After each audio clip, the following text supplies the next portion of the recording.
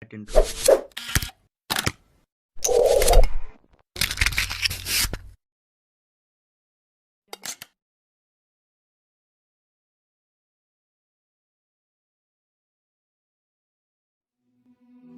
sebagai orang yang awam, tidak berilmu, ikut ulama-ulama guru-guru kami di Azhar yang sudah mengeluarkan keputusan pada tanggal 15 Maret 2020 tentang gugurnya sholat Jumat dan sholat fardu.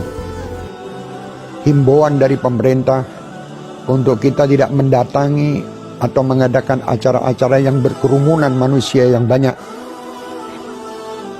karena timbulnya wabah-wabah virus corona di sekitar kita.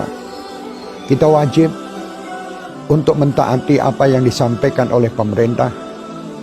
Maka kita, ketika kita dikasih tahu jangan pergi ke tempat kerumunan orang, jangan pergi kemudian ke tempat orang yang berkumpul, kurangi aktivitas-aktivitas di luar, perbanyak kemudian aktivitas-aktivitas yang social distancing dan seterusnya, termasuk misalnya contoh sholat di rumah untuk sementara waktu. Berarti kita sedang pergi dari satu keputusan hukum kepada keputusan hukum yang lain, yang insya Allah sama-sama halal. Menyimak begitu banyak polemik tentang sholat di rumah, AA, pimpinan Darut Tauhid dan seluruh jajaran Darut Tauhid memutuskan untuk sepenuhnya mengikuti fatwa Majelis Ulama Indonesia. AA dan keluarga sudah sholat di rumah dan semua juga dianjurkan sholat di rumah. Apabila di negeri itu ternyata yang sudah terinfeksi banyak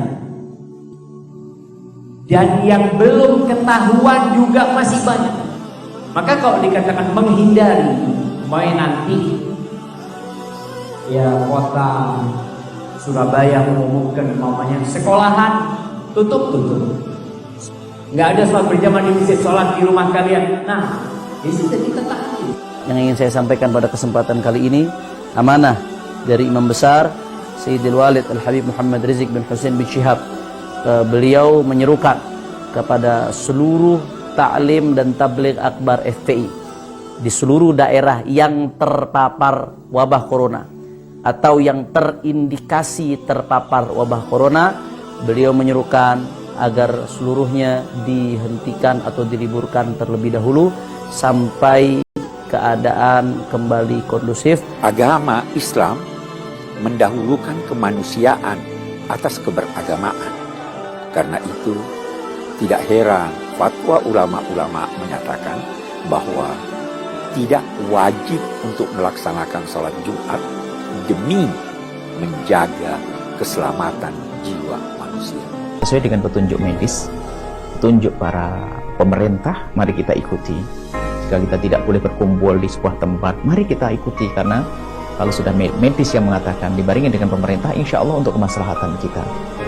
Jangan lagi mengadakan kumpul-kumpul untuk sholat berjamaah di masjid maupun sholat Jumat, karena penyebaran virus COVID-19, virus corona itu tidak kebanyakan kasus orang yang mengidap virus corona tidak menunjukkan gejala apapun.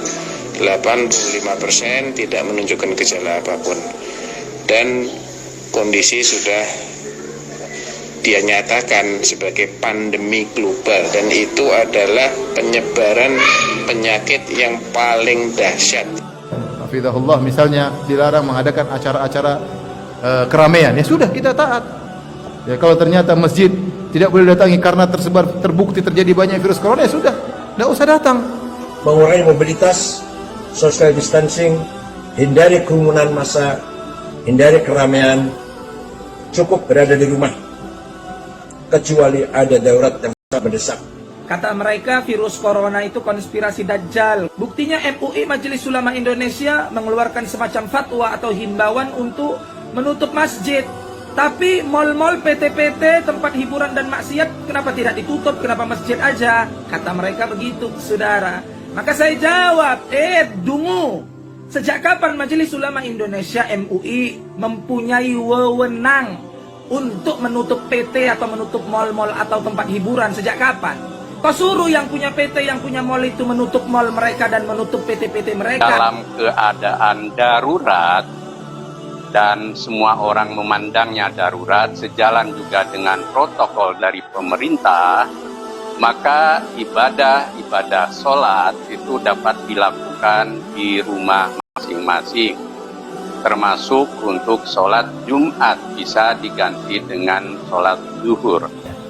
Dan saya juga menghimbau kepada pemuka-pemuka di agama lain, saudara-saudariku sebangsa dan setanah air, ya, agar sama-sama kita bersinergi menyampaikan kepada umatnya, menyampaikan kepada masyarakat juga di bawah binaan dan bimbingannya, agar senantiasa bisa menjaga diri, kesehatan sesuai dengan instruksi yang kita dapati, dan bisa menyatukan kita dalam suasana kebangsaan yang utuh, baik, dan semoga Allah membebaskan kita dari wabah COVID-19 ini dan memberikan hikmah-hikmah terbaik kepada kita.